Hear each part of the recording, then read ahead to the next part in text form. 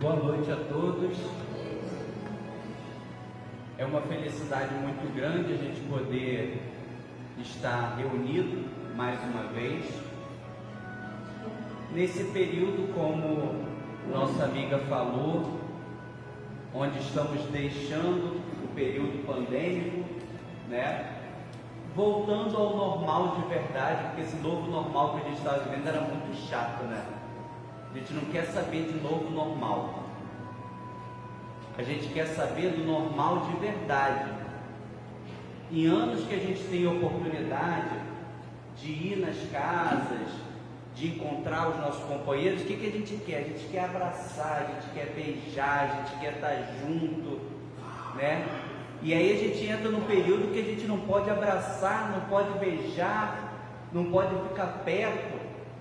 É um período muito chato, né? Mas que foi de extrema necessidade, porque às vezes nós ainda teimosos, nós ainda carregados das mazelas de anos e anos, a gente precisa de um freio, a gente precisa de que algo aconteça para que nos chame a atenção num processo normal que nós devemos viver, que é da transformação, do progresso. Sabemos que a lei maior que rege o nosso mundo é a lei do progresso, mas às vezes a gente se esquece, e nisso que a gente se esquece, a gente fica lá estacionadinho, e aí é necessário com que algo aconteça para fazer com que a gente se movimente para frente novamente. Estudando o livro dos Espíritos, ele traz para a gente, na parte que fala sobre as leis morais, a lei de destruição, uma das leis morais que a gente vive, é perguntado Kardec aos Espíritos se não haveria uma outra forma de Deus transformar a sociedade sem violência, sem as tragédias, sem tudo isso que a gente vê no nosso dia a dia. E aí os Espíritos muito sabiamente respondem que existe, inclusive Deus emprega isso todo dia. O que acontece é que nós não enxergamos e não aproveitamos essas oportunidades para evoluir. Esse é o problema. Agora, oportunidade para a gente se tornar melhor não falta na nossa existência. O tempo inteiro Deus nos dá essa oportunidade de crescimento. Agora no SESC, a gente está fazendo parte de um grupo de estudo que fala sobre a Gênese. E a Gênese, para quem já estudou, sabe que não é um livro assim muito fácil de ser estudado. Teve uma vez, num período mais tranquilo que eu estava, tinha terminado a faculdade, alguma coisa, eu falei assim, vou pegar a Gênese e vou ler sozinho em casa. Parei no 3º capítulo, eu falei, sem condições de você estudar a Gênese sozinho. É um livro que realmente é para a gente estudar em grupo. Mas, contanto que o grupo vai conversando, né, a gente vai vendo da criação do universo, do nosso planeta, de tudo que existe, dos reinos, minerais, vegetais, animais, de tudo que funciona no nosso corpo. Gente, o nosso Deus, ele é perfeito em tudo. Não existe, não tem como a gente ter tudo isso que existe no nosso universo funcionando sem uma inteligência suprema que coordene tudo isso.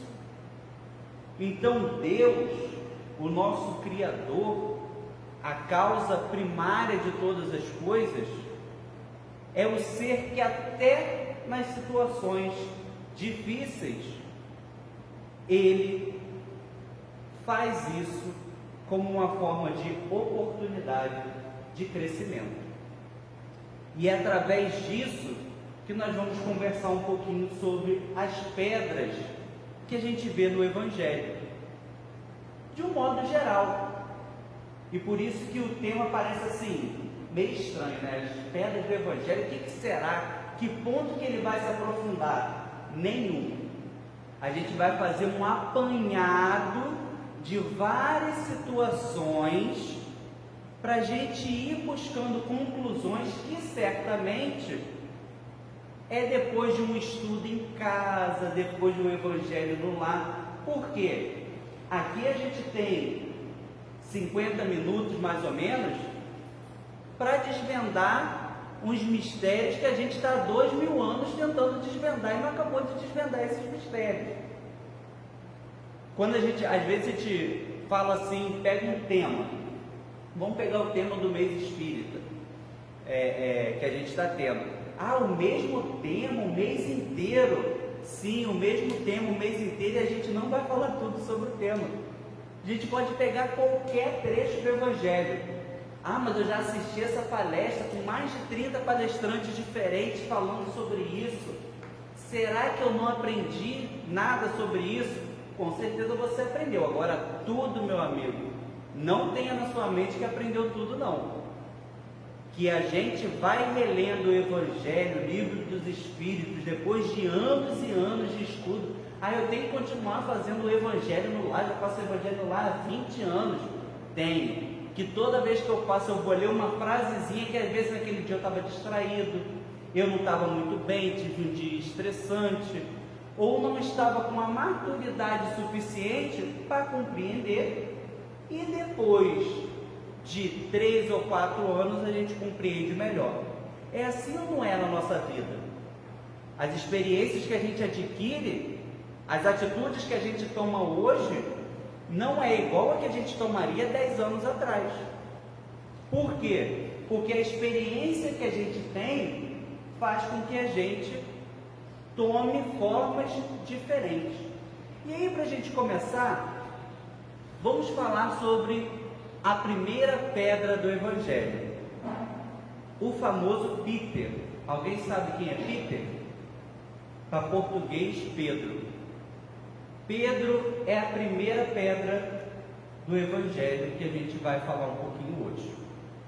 Existia um homem chamado Simão, pescador, e Jesus precisava, com toda a sua inteligência, de pessoas a qual ele enxergava, e com certeza naquele momento que ele encontrou com Simão, ele enxergou naquele homem os ingredientes necessários para dar continuidade aos seus estudos.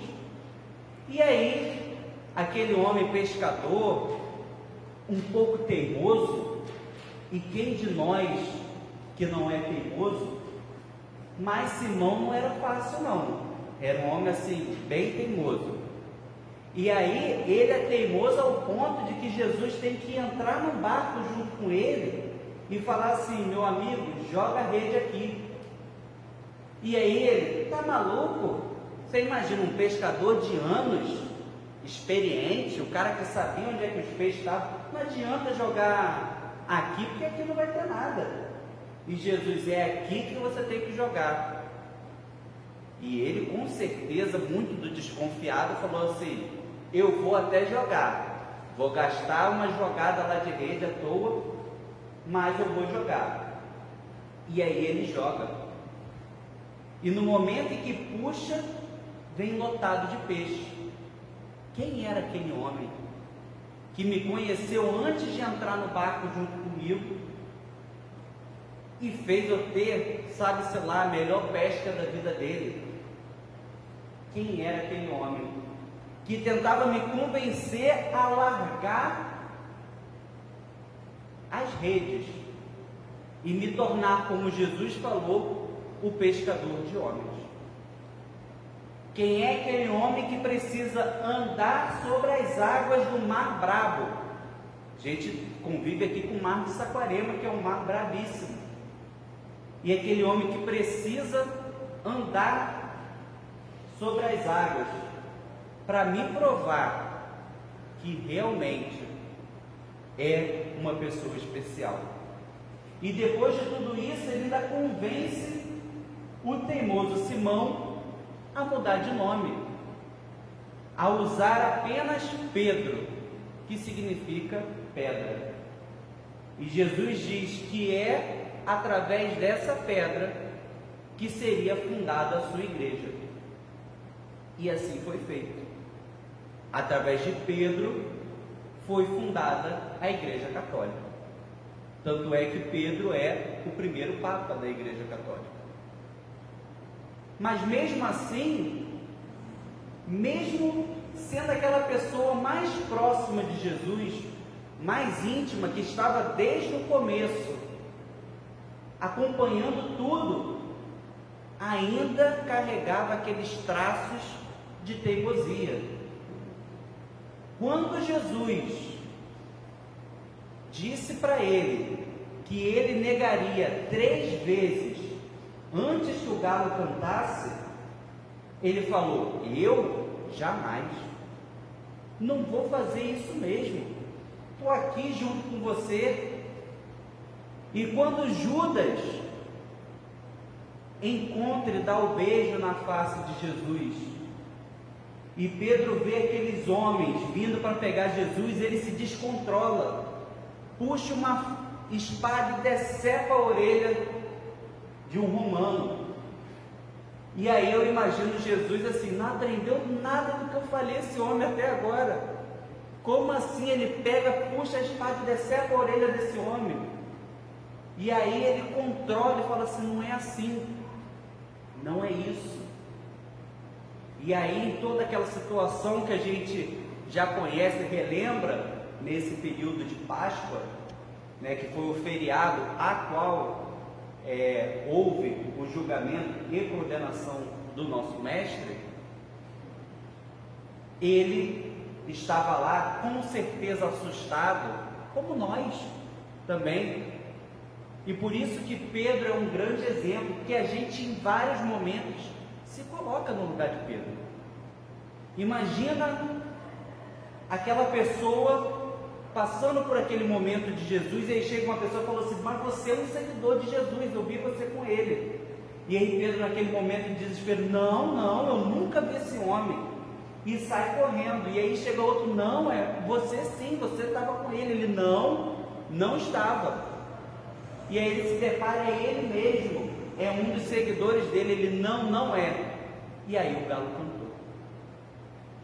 E quando o galo cantou, ele toma para si a consciência das palavras de Jesus.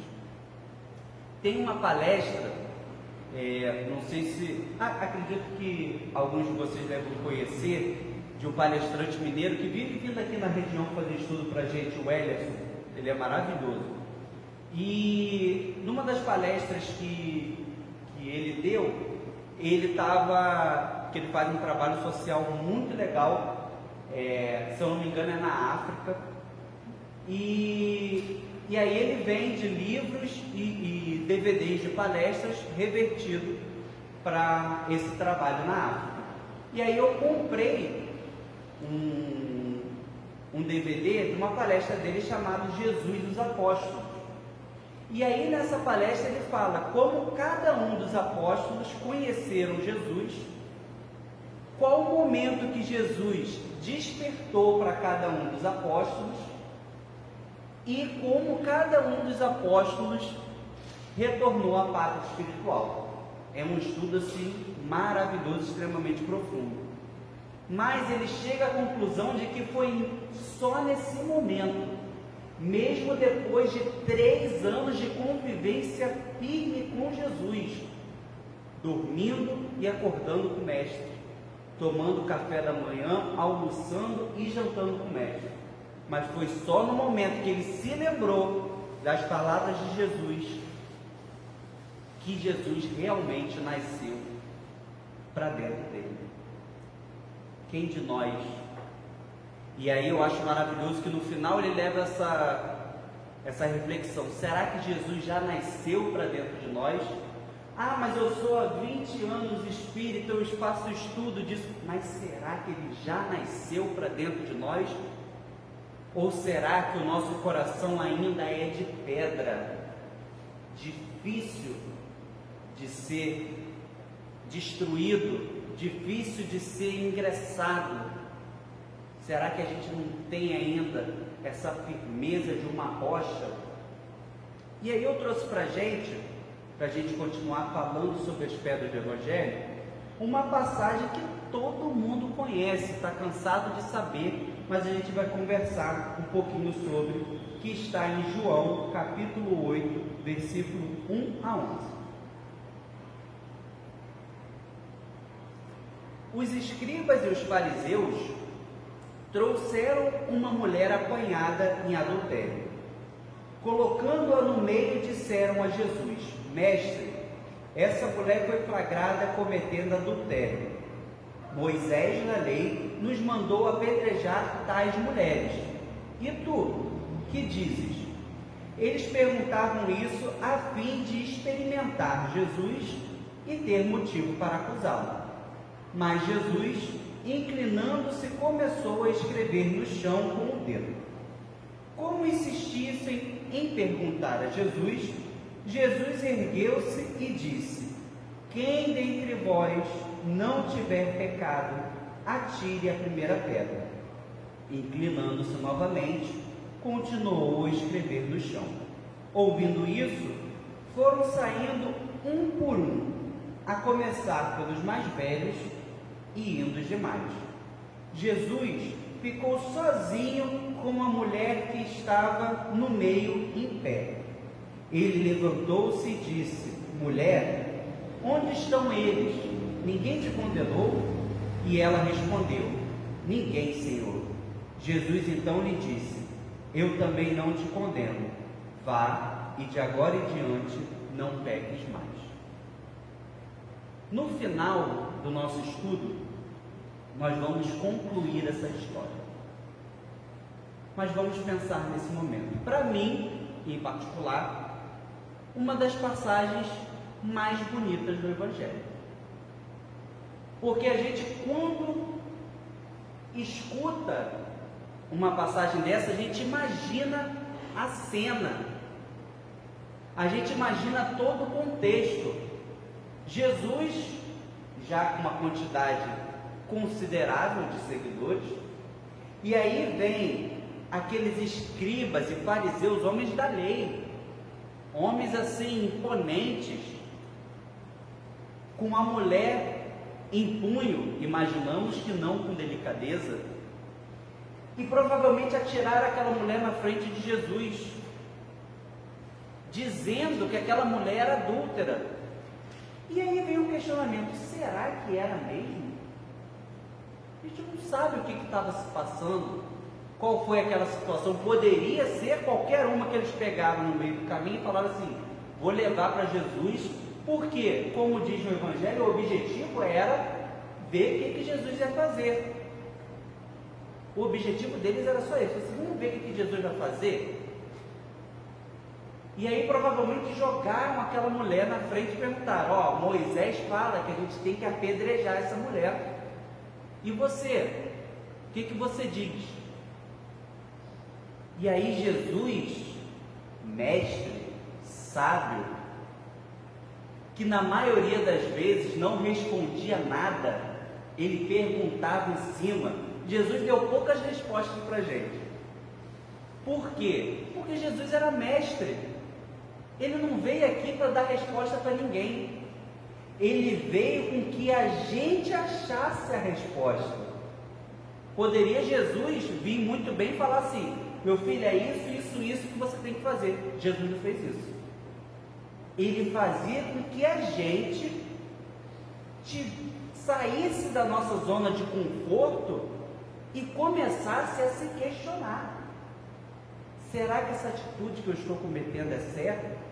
Será que é isso que eu devo fazer? Em todos os momentos, Jesus, na grande maioria, fazia isso. Não dava resposta para a gente. Então, se alguém procura a resposta no Evangelho, vai sair com a pulguinha atrás da orelha, que a gente acha as respostas, mas não é assim, escrito no Evangelho, não vem uma receita do que eu tenho que fazer, não. Porque a receita de verdade está aqui, ó. Dentro de cada um de nós existe a receita.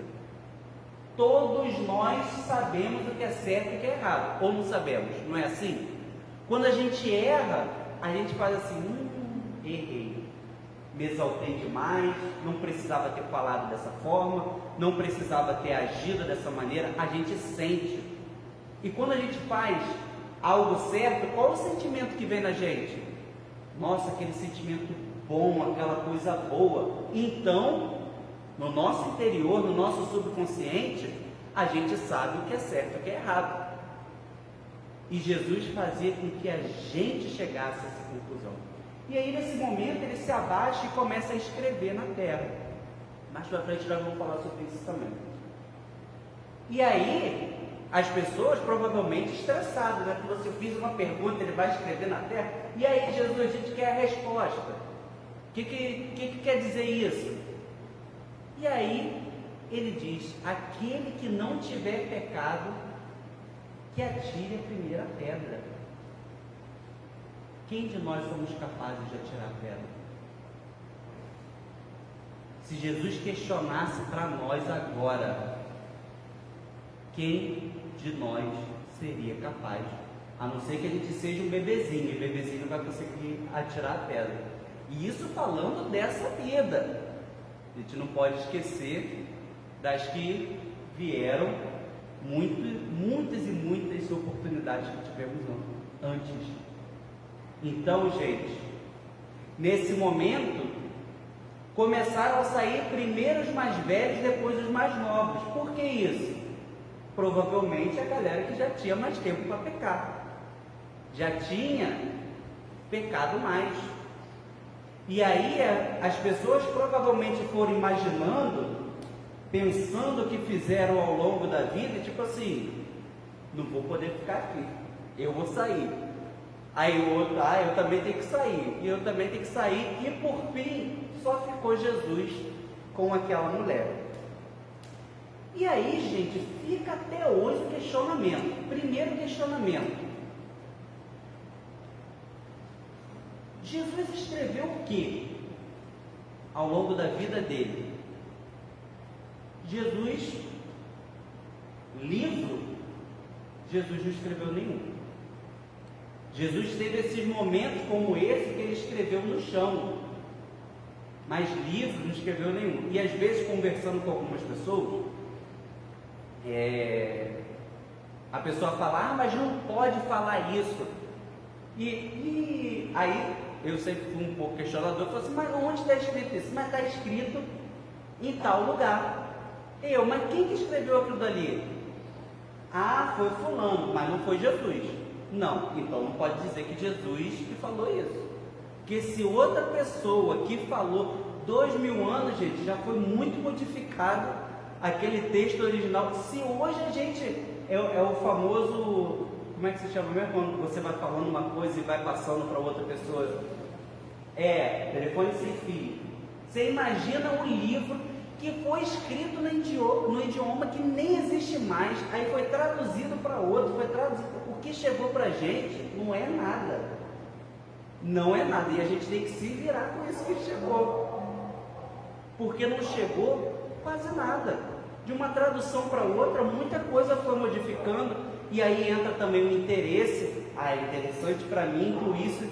A pessoa deve ter pensado assim: bota isso daqui, que é interessante para a gente. Ninguém vai mudar muita coisa não, só acrescenta isso daqui, bota como se Jesus tivesse falado disso daqui também, ou é importante. Então, gente, que a gente tem que se apegar na história real de Jesus. A gente querer sair, fluir, o que Jesus... Não, vamos focar no nosso mestre, naquilo que ele vivenciou e trouxe para a gente de verdade. E aí, gente, muitas pessoas acreditam que o que Jesus escreveu nesse momento é uma passagem que tem em Jeremias 17:13, que quer dizer que ele estava escrevendo o nome de um por um e as pessoas acreditavam que se escrevesse seu nome.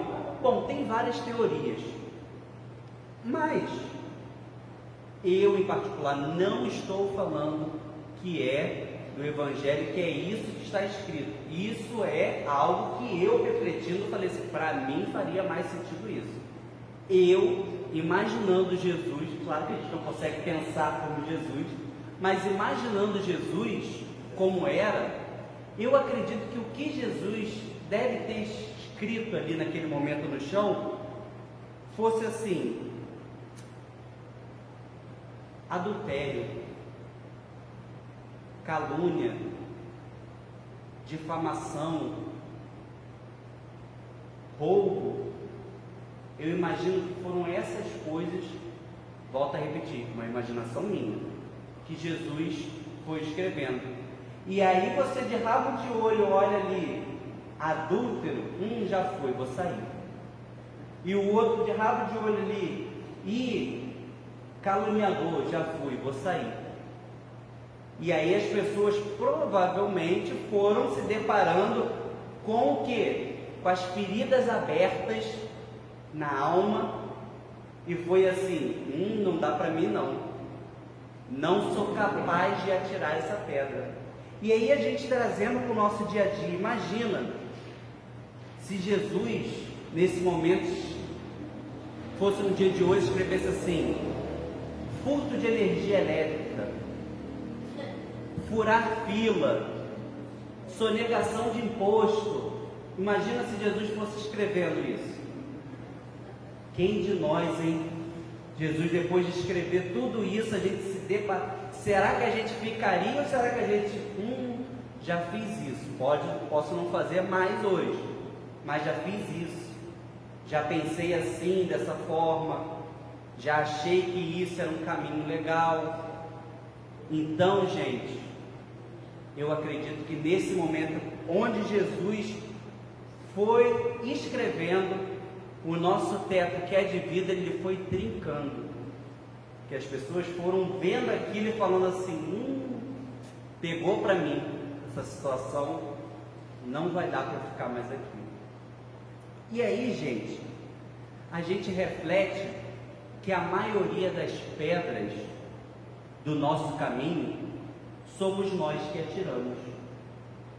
Tem lá aquele poema, no meio do caminho tinha uma pedra, né? Quando a gente era criança, bota a gente para estudar na escola, né, esse poema. Eu só fui entender depois de muito, não vou falar que fui entender também 100% não, né? Porque fica nesse negócio assim, no meio do caminho tinha uma pedra, e aí, o que vai acontecer? Fica essa pedra toda e não resolve essa história. Eu lembro que eu acho assim, muito importante você incentivar a criança na literatura, na leitura, mas de uma certa idade, porque às vezes a criança fica assim, meu Deus, é isso, aí torna um negócio meio chato, né, da criança estudar. Aí uma vez num estudo, não lembro se foi num grupo jovem, alguma coisa assim, eu falei que a maioria das pedras do nosso caminho somos nós que atiramos. E a pessoa, eu vou me botar em dificuldade? Será que esse problema que eu passo na minha vida sou eu que criei isso? Na maioria das vezes somos nós que criamos. Nós somos seres, por exemplo, dá um exemplo simples. Nós somos seres que criamos muita expectativa na nossa vida. Das coisas mais simples às coisas mais complexas. Vai ter alguma coisa para eu fazer. Eu já fico pensando, será que fulano vai estar lá? Que ciclano vai estar lá? Como que vai ser? Como que eu vou? Como que eu vou voltar? Ou então a gente tem, e quando a gente cria expectativa em algo que a gente não tem controle, é o maior erro da nossa vida. Uma vez eu dei até um exemplo de uma palestra, um monte de gente se botou para dar esse exemplo para vocês também. Vamos imaginar que vocês sejam homem ou sejam mulher, tá? Que hoje em dia na nossa sociedade a gente tem que pensar de uma forma igualitária. Todo mundo tem que cozinhar, todo mundo tem que ajudar, limpar, fazer tudo em casa. Vamos supor que você saiu de manhã de casa e seu companheiro ou companheira ficou, que estava de folga nesse dia, e você teve que trabalhar.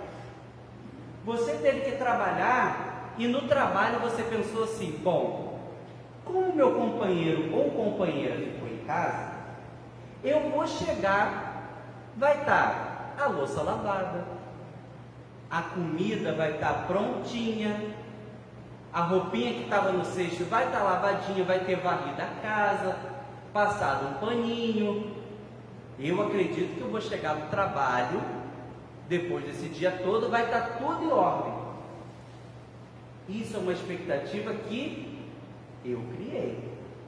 Não combinei nada, porque eu não preciso falar, porque vai ficar nítido para aquela pessoa. Mas aquela pessoa abriu o Netflix assim que acordou, achou uma série maravilhosa e falou: vou maratonar essa série hoje.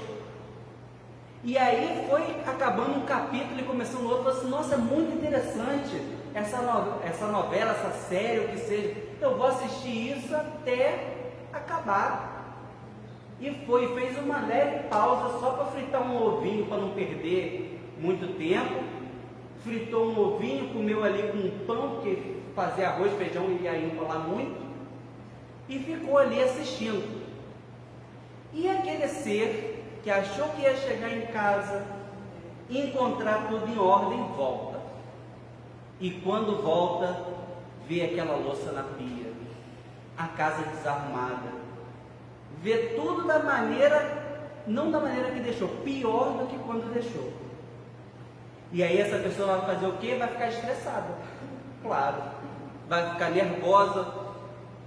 O pobre coitado ou da coitada, que não sabia o que era para fazer, o que ia acontecer, vai estar lá no sofazinho assistindo lá o final da série, do filme, do que seja, e aquela pessoa já vai chegar a 1000 botando para quebrar dentro de casa. E aquele que ficou não vai entender nada. Ué, por que você chegou desse jeito? E aí a culpa é de quem? E aí todo mundo fala: daquele que foi em casa, que tinha que ter feito as coisas. A culpa é de nós, que criou uma expectativa e botou no outro. E a gente queria que essa expectativa no outro se cumprisse, sendo que a gente queria que essa pessoa adivinhasse ainda. Mas mesmo assim, depois que eu dei esse exemplo, todo mundo: não concordo com isso não, a pessoa tem que se ligar, né? Mas é só um exemplo bobo para a gente pensar nas expectativas que a gente bota no outro. E aquilo a qual a gente não tem o controle não pode influenciar na nossa vida, gente. A gente não pode deixar que coisas que a gente não tenha controle. Ah, eu vou viajar. Quando você quer viajar, você quer que seja o quê? Depende. Se eu vou viajar para Arraial, eu quero o quê? Sol. Eu quero aquele dia lindo, nenhuma nuvem. Cheguei lá, está chovendo. Vou embrulhar o rosto, vou ficar chateado e acabou a viagem para mim. Como que eu vou botar uma expectativa que a temperatura esteja do jeito que eu quero? Não tem como eu ter controle disso. É claro que é muito chato a gente viajar e não pegar do jeito que a gente gostaria. Mas quase nunca as coisas vão acontecer dessa maneira. Então nós temos que estar preparados para essas situações. E aí, gente, entra nas maiores pedras que existem para a gente no Evangelho. A gente está cansado de estudar e falar sobre essas pedras. E essas pedras são as maiores mazelas para a nossa evolução. Que é o que a gente está cansado de escutar? O orgulho, o egoísmo e a vaidade. O que é o orgulho? Trouxe aqui definição para a gente se aprofundar um pouquinho. O orgulho é o indivíduo que expressa um amor excessivo por si próprio. Aquela pessoa nunca está errada, ela está sempre certa. O que ela faz é certo, ela é a mais inteligente, ela é a mais poderosa, é ela que está com a razão sempre, e ai daquele que ousa discordar desse ser, porque esse ser, ele é aquele que sabe de tudo, que conhece tudo, que faz tudo, e ninguém é capaz de ser melhor do que esse ser. E aí, gente, entra o egoísmo. O egoísmo é o hábito ou atitude de uma pessoa colocar seus próprios interesses, opiniões, desejos e necessidades em primeiro lugar, em detrimento do ambiente das demais pessoas. Ou seja, tudo é para ela, tudo é por ela, é ela em primeiro lugar, nunca é o outro. O que faz é por ela, o que faz é para ela. E se tiver que passar por cima de qualquer um, vai passar por cima de qualquer um. Porque o mais importante na vida daquele ser é ele. Não que a gente não tenha que dar uma importância para a gente tem que cuidar da gente também. Mas jamais em detrimento do outro. Se colocar acima de alguém. E o que é a vaidade? Vaidade é aquele que se importa com a própria aparência, com as futilidades e tem ainda, além disso tudo, essa pessoa, ela ainda tem que ser afirmada por outra pessoa. Não bastasse ela se achar o bam, se uma pessoa der um elogiozinho para ela, acabou. Era o ingrediente que faltava para aquele balão se inflar e você perder ele de vista para o alto. Que essa pessoa, gente, era a oportunidade que ela estava esperando. Se você fala para ela, nossa, você fez a sua unha está bonita. E, gente, uma pessoa normal aceita o elogio. Ah, muito legal, fiz ontem. Uma pessoa vaidosa, eu fiz com fulana, que é a melhor manicure da cidade, por isso que eu faço com ela, eu indico ela, já arrumei muito cliente para ela. Acabou. Você fez um pequeno comentário, mexeu numa fagulha que aquela pessoa vai fazer daquilo tudo acontecer. E aí a gente estava estudando um livro no SEG, antes da gente estudar a Gênesis e bater cabeça um pouco na Gênesis, a gente estava estudando um livro, agora eu vou esquecer o nome do livro, que coisa feia, mas enfim, estava estudando um livro de Hermance Dufour. Hermance Dufour era uma das médiuns que Kardec utilizou na construção das obras espíritas. E aí, enquanto desencarnada, ela continuou o seu trabalho de divulgadora, continua até hoje, psicografando através dos médiuns. Agora mudou de lado, ela era a médium que trazia a mensagem, agora ela é o espírito que está estudando e através de médiuns passando mensagem. É uma trabalhadora da doutrina espírita maravilhosa, né? E aí a Hermance diz que quando junta esses três ingredientes, orgulho, egoísmo e vaidade, gera a arrogância. Juntou esses três ingredientes, gera arrogância. O que é arrogância segundo ela? Por suposta superioridade moral, social, intelectual ou de comportamento, assume atitude prepotente ou de desprezo com relação aos outros, ou seja, se acha melhor do que os outros. E aí ela destaca por suposta superioridade moral, porque moralmente nós não somos melhor do que ninguém. É uma suposta superioridade moral. É uma suposta superioridade social, porque acreditando na reencarnação, eu posso frequentar uma classe social hoje, mas numa próxima existência eu estarei em outra. Nasce para trás, eu estive em outra. E quantas variações temos nessa própria existência nossa? Uma suposta superioridade intelectual.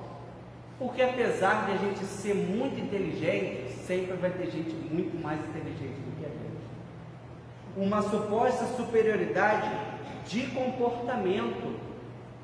Porque eu fui criado assim, eu fui criado desse jeito, e aquela pessoa não foi criada assim. Isso, gente, é uma característica sua.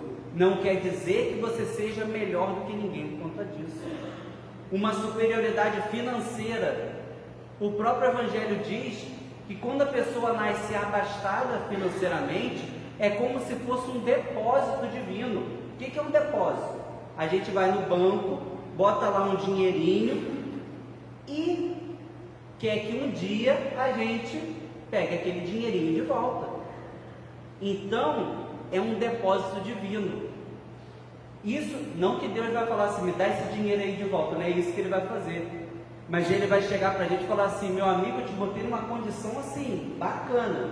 O que você fez aí com essa condição que eu te botei? Legal, na sua vida.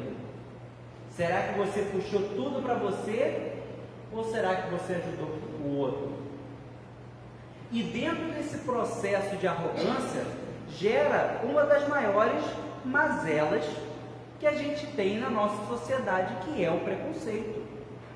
Porque a pessoa que é arrogante, ela se acha melhor, mais certa do que as outras.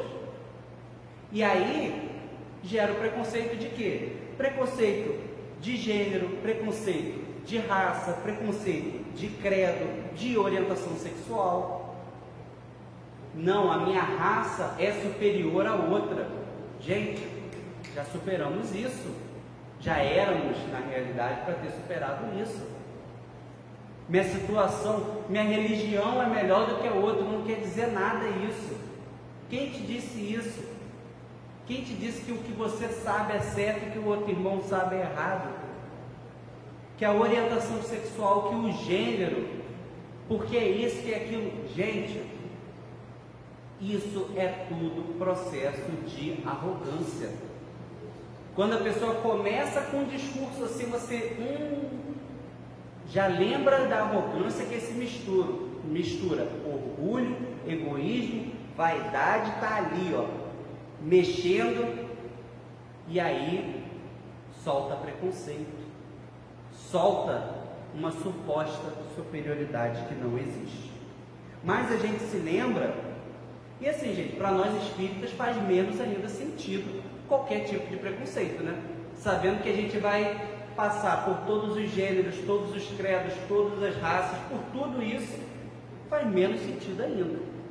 E aí a gente se lembra de Jesus, quando em Mateus, capítulo 7, versículo 1 a 2, diz assim: não julgueis para não sejais julgados, porque com o juízo que julgardes sereis julgados, e com a medida que tiverdes medido, vos hão de medir a vós.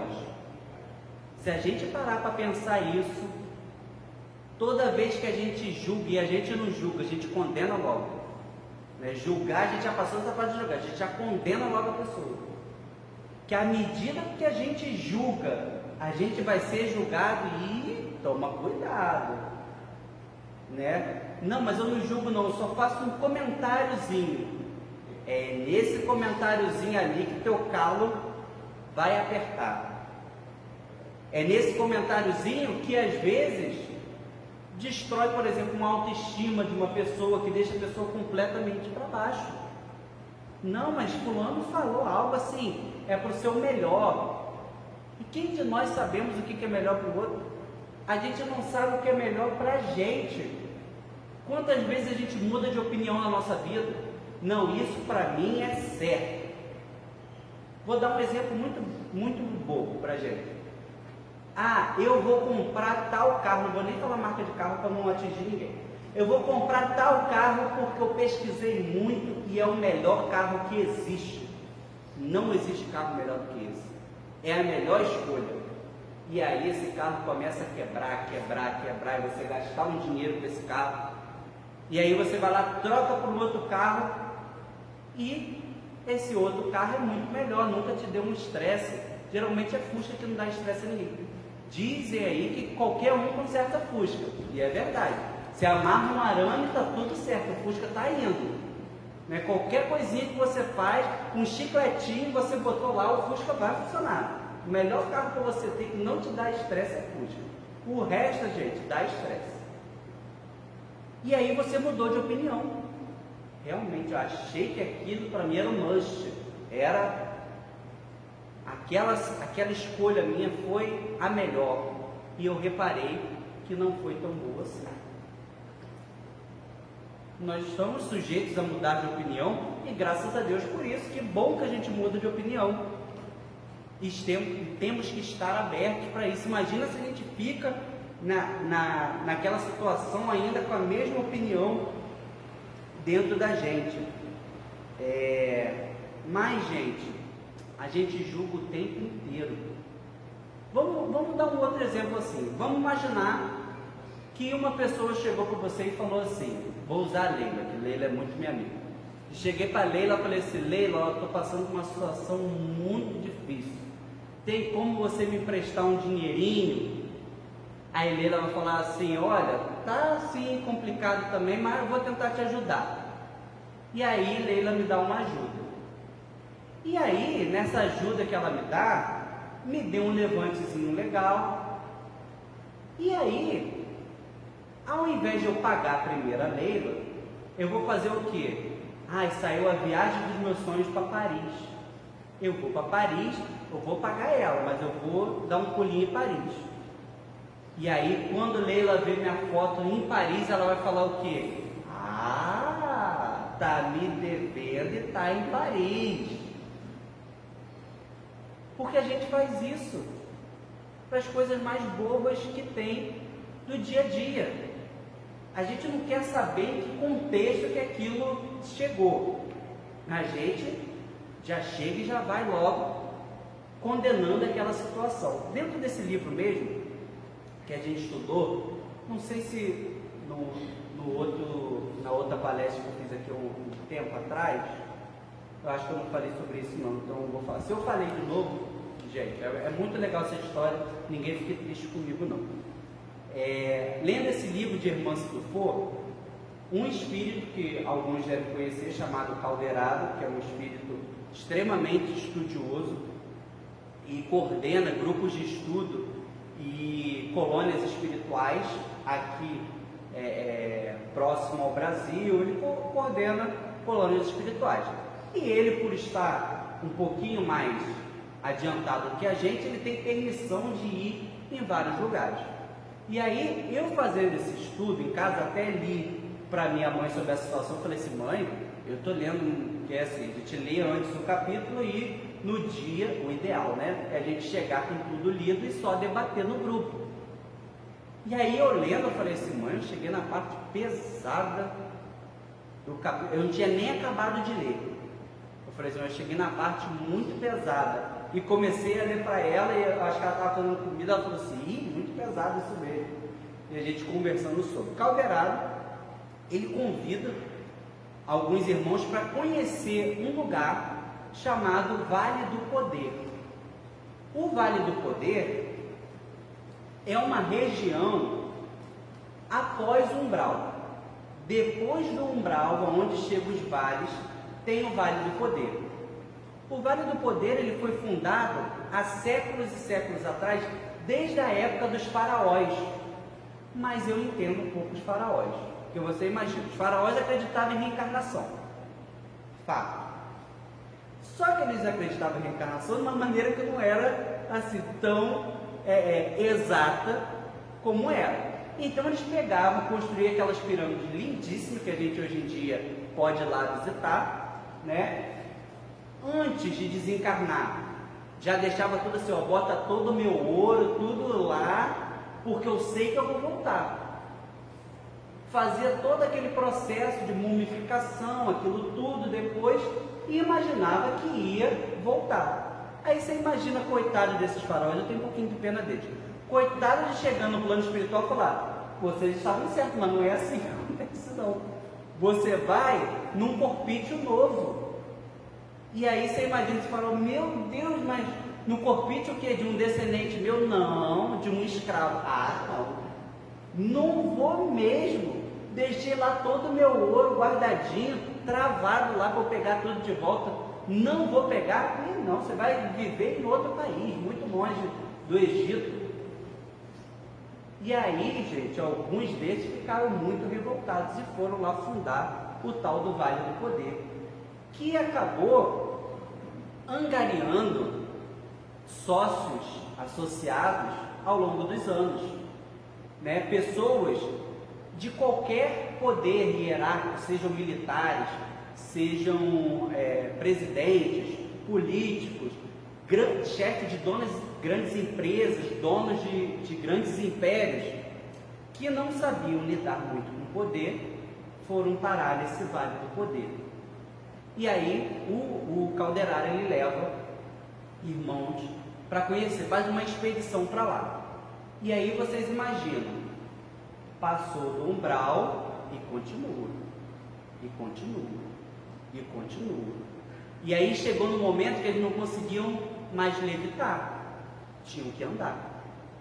E aí caminhando, e caminhando. E aí eles escutavam gritos altíssimos. E aí sentiam cheiros, sentiam coisas assim terríveis, sensações, frio, arrepio, toda aquela situação. E aí eu lendo isso, eu falei, Deus me livre, cruz credo. E aí eu comecei a conversar com minha mãe, falei, tô lendo um negócio aqui muito pesado. E eu costumo ler à noite, com estudo, eu falei assim, não vou nem conseguir dormir de tempo, vou sonhar com esse lugar. E aí Calderaro deu um esporro no povo que serviu para mim, que estava lendo. Porque aquele povo que estava acompanhando o Calderaro começou também, que lugar, que sofrimento, que tristeza, que fedor, que isso, aquilo. Calderaro percebeu a situação, provavelmente através da vibração que aquelas pessoas estavam tendo, e ninguém estava falando. Mas a nossa mente, esse é o nosso problema. Se a gente tem a língua afiada, vai cortando agora. Que quando a gente chega no outro plano, é a nossa mente, não precisa de falar nada, nossa mente vai estar assim, ó. Através da vibração, ele percebeu que o pessoal estava assim, bambeando. E aí ele parou. Ele parou, vamos ficar todo mundo aqui, fileirinha na minha frente. Parou todo mundo. E aí ele vira e fala assim, alguma coisa assim, respeito, humildade e amor. Há muitas moradas na casa do meu pai, essa daqui também é uma delas, e segue o caminho. Olha a aula que ele deu naquele momento, tipo assim, estava todo mundo julgando, né? Lá, não sei o que, a situação toda. Esse lugar que nós estamos chegando é a casa do meu pai. Quem construiu isso daqui foi Deus também. Isso daqui tudo faz parte do reino de Deus, modificado com aquelas energias, tudo isso, mas faz parte do reino de Deus. Respeito, amor, é essa energia que devia entrar nesse lugar. Então, gente, foi uma aula, assim, não precisou falar muito. Ele só deu lá o caminho das pedras para a gente, que a gente procura. As pedras que a gente tem que, na realidade, passar por cima e não deixar elas puxando a gente para trás. E como que nós podemos melhorar, gente? Antes que o nosso horário termine, já chegou o nosso horário e a gente não conseguiu nem melhorar ainda. Mas como que a gente faz essa melhora? Através da empatia, da indulgência, desse amor que Calderaro disse para a gente. Nós temos, gente, a terceira revelação divina que se diferencia das demais, porque o Espiritismo bate muito na nossa tecla que nós temos que ter a fé raciocinada, da gente parar, estudar, refletir, da gente saber o que é certo e o que é errado, através desse processo que Jesus já ensinava para a gente, de interrogar a nossa consciência, de buscar dentro da gente a transformação, e não que Jesus vai vir e vai resolver a nossa vida, não. Jesus fala, vem até mim, não é fica aí que eu vou resolver a sua vida, não. Meu amigo, tu tem que caminhar, tu tem que vir, tu tem que buscar. E a doutrina espírita ainda é mais enfática para a gente. Nós temos que deixar para trás os velhos dogmas, todas essas coisas que, através da evolução da doutrina, que também está evoluindo, coisas novas vão chegando na nossa sociedade, a doutrina vai, tal coisa não existia na época, 200 anos que já tem. mas existe agora. E se a gente procurar, tem estudiosos maravilhosos da doutrina falando sobre essas situações. Os espíritos não estão parados. Eles estão mandando informações atrás de informações para a gente se adequar a essas mudanças da sociedade. Temos que estar atentos a isso. E lembrar, gente, de vigiar, de orar, de tudo isso que a gente já sabe, né? Por quê? Porque apesar da gente ter esse poder e pensar, mas eu estou nesse processo de evolução, tem até uma pergunta no Livro dos Espíritos, que é 458, que pensam de nós os espíritos que nos cercam. O que os espíritos pensam da gente? E aí a resposta é: depende. Os espíritos que são como nós ainda em processo de evolução, eles ficam felizes quando a gente está impaciente, irritado, quando a gente está... Esses espíritos, por quê? Se sente igual. Já os espíritos mais evoluídos, não quer dizer que eles se entristecem, mas eles falam assim: poxa, que pena, meu amigo, você ainda está nesse caminho, mas tu vai superar isso, você vai evoluir, seu caminho não é esse daí não, seu caminho é esse daqui. Então, gente, os espíritos estão ao nosso redor para nos ajudar. Prometi que ia terminar a história, vou terminar com autorização da espiritualidade de mais um minutinho só. Amélia Rodrigues, em psicografia, através do querido companheiro Divaldo, no livro Luz do Mundo, conta o final da história que a gente contou. Diz que no final daquela noite, depois que Jesus mandou a mulher adúltera ir e não pecar mais, ela voltou a se encontrar com Jesus, no finalzinho daquela noite. Amélia Rodrigues diz que aquela mulher encontra Jesus já numa casa e diz assim: mestre, meu pai não me aceitou de volta, meu esposo não me aceitou de volta, eu não tenho lugar para ficar. E aí Jesus diz para ela: procure outros caminhos, mas os caminhos que vão te levar ao melhor. Provavelmente ela não entendeu muito naquele momento, mas ele quis dizer para ela o seguinte, principalmente: continua da maneira que você está pensando, é a maneira que você deve agir, que tudo vai acontecer na sua vida. E aí a Amélia Rodrigues narra que essa mulher termina esse encontro com Jesus, vai caminhando e aparece uma oportunidade para ela de trabalho, num caminhar para uma outra cidade. Aparece uma oportunidade, ela consegue uma casinha, ela consegue uma situação boa, confortável para ela, e se lembra sempre das palavras de Jesus. E em frente à casa dela, ela morava perto de uma estrada, e em frente à casa dela sempre passava viajantes. E aí no começo ela começou a dar água, começou a oferecer comida, e quando era noite, oferecer essa pessoa dormir na casa dela e retornar à sua viagem pela manhã. E depois desse processo começou a receber doentes. E depois de um tempo, ela recebeu uma pessoa muito doente, de lepra. Essa pessoa estava quase completamente consumida. E ela cuidou daquela pessoa durante muito tempo. E aí, conforme as chagas foram cicatrizando, foi tomando a forma, ela olhou para aquela pessoa e viu que era o seu marido. Aquele que foi quem condenou ela junto com aqueles outros de adultério. Aquele que pôs ela para fora de casa.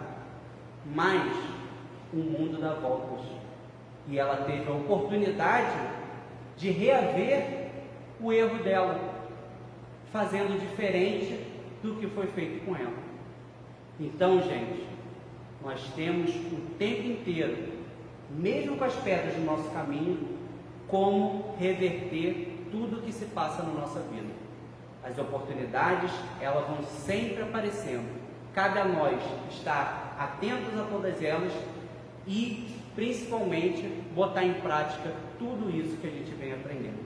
Então, que a gente possa sair daqui hoje fortalecidos, intuídos e atentos, para a gente não deixar nenhuma oportunidade passar. Que o nosso Mestre nos abençoe.